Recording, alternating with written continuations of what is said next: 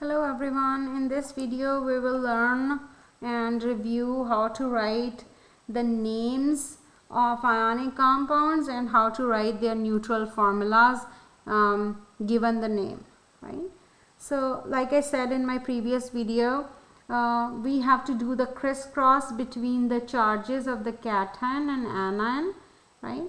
The charge on the cation becomes the subscript on the anion, and the charge on the anion becomes the subscript of the cation when we are writing a neutral formula, right? So always remember, ionic compounds should always be neutral. They should be electrically neutral. What does that word neutral means? The positive charges, the number of positive charges have to be balanced by the number of negative charges, right? For example, in NaBr, so we have one positive charge because sodium makes one positive and bromine makes one negative. So this is the cation and this is the anion. When you are writing the neutral formula, when you do the crisscross, right, between Na plus and Br1 minus, so this one becomes the subscript on the bromine and this one becomes the subscript on sodium, and the formula is NaBr. We usually don't write ones, right? So this is the neutral compound. One positive charge balanced by one negative charge. Let's do another example. So we have this cation, calcium 2 plus and fluoride 1 minus, right?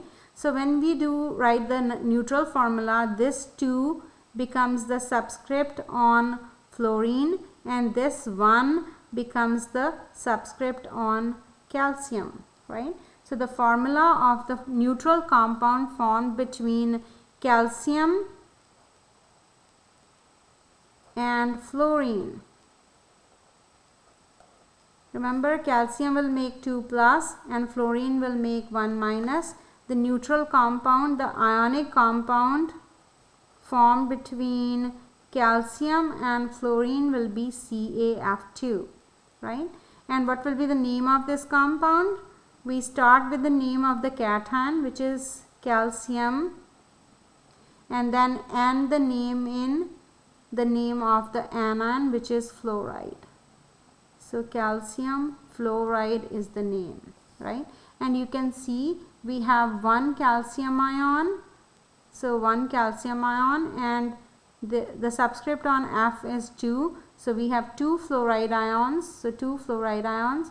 So negative 1, negative 1. So we have two negative charges and we have two positive charges. So this is a neutral compound. All the ionic compounds should always be neutral. Now let's see what kind of ion would be formed between aluminum and oxygen. Write down the formula and the name of the compound formed between aluminum and oxygen, right? So always remember, aluminum makes 3 plus ion. I can tell that from the periodic table. And oxygen makes 2 negative ion, right? Now let's do the crisscross. Take this numerical value of the charge on aluminum, make it a subscript on oxygen. So it has 3. Take this numerical value on the charge on oxygen, make this as a subscript on aluminum. So our formula becomes Al2O3, right? And the name of this compound would be aluminum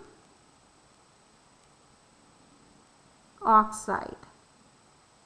Always start the name of the metal cation and end the name in metal non-metal anion.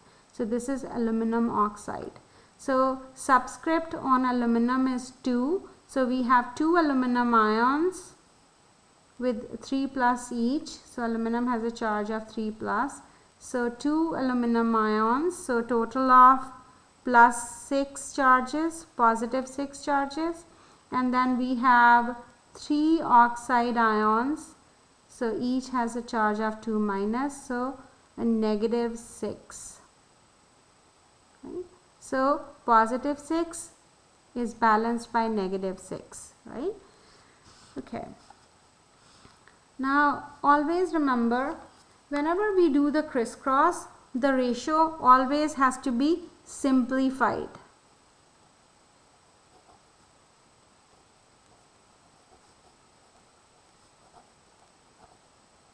Simplify the ratio between cations and anions.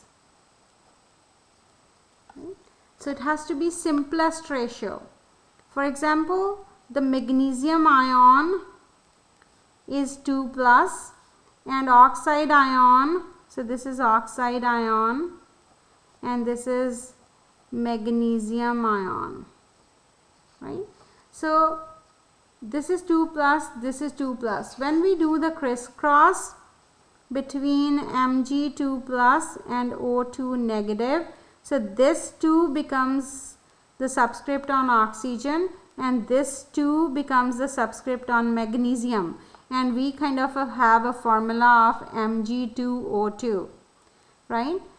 But this is not a reduced ratio. You have to simplify the ratio.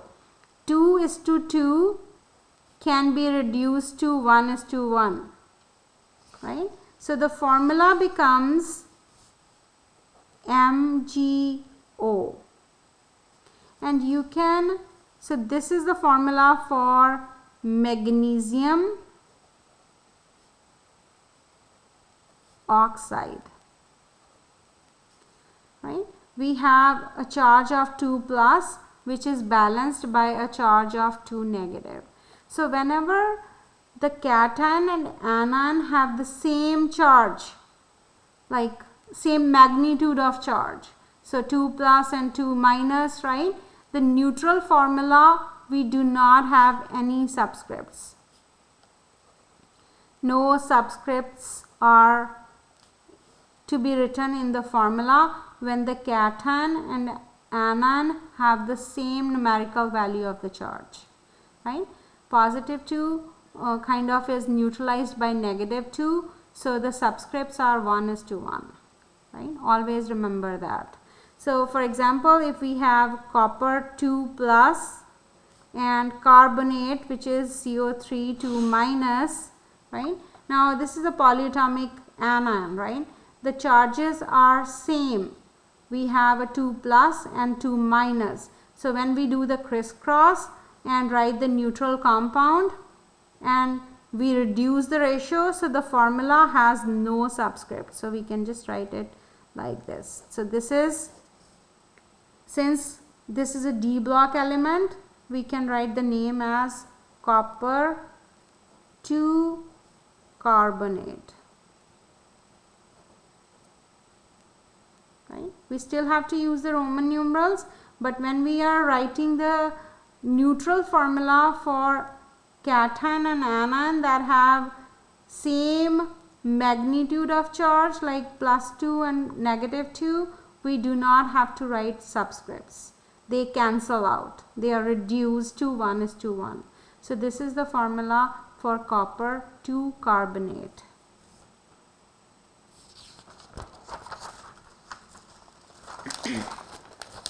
So let's do some more examples. So this time I have given you the name of the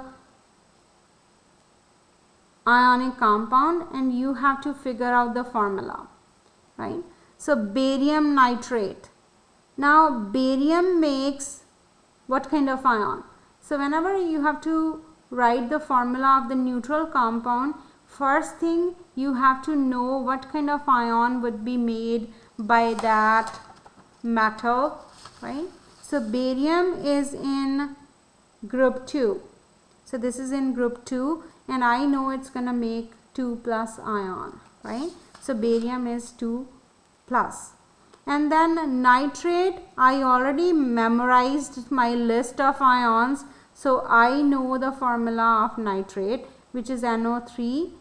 In parenthesis, we always use anions in parenthesis because it's easy to write the formula, right? And then it has a charge of 1 minus, right? Now let's do the crisscross. So this 2 on the barium becomes the subscript on the nitrate after the parenthesis. So whenever we have polyatomic anions, we always write the subscript after the parenthesis, where the parenthesis ends. So we write 2 here, and since nitrate has a charge of 1 minus, so this 1 becomes the subscript on the barium, and this is where we write. We usually do not write 1. So the neutral formula becomes Ba, then start parenthesis, put the polyatomic anion in parenthesis, close the parenthesis, and then write the subscript. So subscript is 2. So this is the neutral formula for barium nitrate. Now look, barium has a subscript of 1, right? So that means we have only 1 barium ion. And nitrate has a subscript of 2, that means we have 2 nitrate ions, right? Each nitrate ion has a charge of 1 minus, so we have -1, -1, 2 negative charges, and then we have 2 positive charges, so they are balanced, right? There should be no residue charge on the ionic compound, otherwise your formula is not the right formula. Next, let's write down the formula for ammonium sulfate. I know ammonium ion, it's a polyatomic ion, right? It's a cation, the only polyatomic cation that you need to memorize. So we're going to put that in parenthesis, and this is the formula for ammonium ion. Sulfate ion is SO4 parenthesis and the charge of 2 minus, right? Now the numerical value of charge on ammonium is 1, right? So let's do the crisscross thing.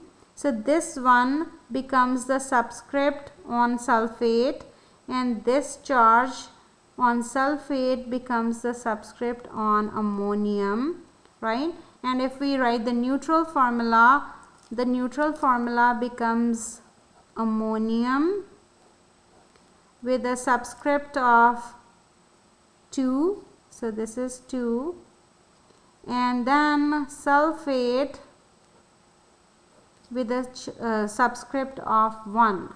So we usually do not write the subscript, right?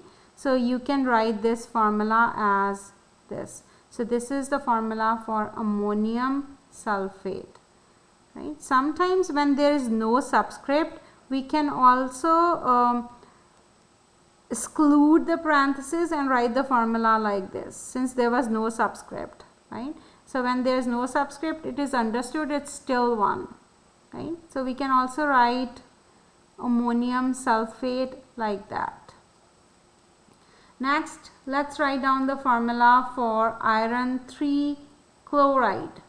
Right? So now look, metal has a charge specified in the Roman numerals. So I know iron is 3, so it should be 3 plus. And from the periodic table, group 17, I know chlorine makes 1 negative ion, right? So chloride ion is Cl1 minus, right? So now let's do the crisscross. So this 3 becomes the subscript on chlorine, and this 1 becomes the subscript on iron. We usually do not write 1 as the subscript. So the neutral formula for iron 3 chloride is FeCl3. So this is the neutral formula. Let's do another example. Aluminum sulfide, right? So what kind of charge would aluminum make? Aluminum is in group 13, right? They lose electrons and make a charge of 3 plus, right? So they make charge of 3 plus. Okay, so aluminum makes Al3 plus, and sulfide, again from the periodic table, since the name of the anion ends in IDE, it's a monatomic anion. So group 16 makes 2 negative charges, right? And then sulfur will make S2 negative. Now you can do the crisscross. So this 3 becomes the subscript on sulfur, this 2 becomes the subscript on aluminum, and the formula becomes Al, then the subscript 2, and then S subscript 3. They are all both monatomic, so we do not need any parentheses. So that is the formula for aluminum sulfide. Let's do magnesium carbonate. Magnesium is in group 2, so it makes Mg2 plus. Carbonate, I have memorized it from the list. So carbonate is a polyatomic anion with a charge of 2 negative. Always remember to put a parenthesis around the polyatomic anions, right? Now look, both of these have the same magnitude of charge, same charge number, 2 plus and 2 negative, right? So when we do the crisscross, we're going to have the same subscripts. When the subscripts are same, they are going to cancel out, right? When the charge on the cation and anion is same, we do not write subscripts. So we can just write MgCO3, that's it. So that is the formula for magnesium carbonate. Or you can try out writing the 2's, the subscripts, right? So that becomes Mg2, then CO3 2. So this 2 and 2 can be reduced or simplified to 1:1, and the formula still becomes this. Never ever write the same subscripts in the formula. You always have to reduce the ratio, or always remember when the charges on the cation and anion have the same numerical value, we do not write the subscripts. So the formula for magnesium carbonate would be MgCO3. Now the last example, aluminum phosphate. Aluminum is Al3 plus and phosphate is PO4 3 negative, right? So I know that from the list. Again, they have the same numerical value of the charges. So when we do the crisscross and reduce it to the simplest ratio, the formula becomes Al with 1 PO4, right? And that should be the same subscript 1. So 1:1 ratio, right? So we can also write it as AlPO4, right? But try to put a parenthesis around the polyatomic always. So this is the formula for aluminum phosphate. So that's it, guys. Hope that was helpful.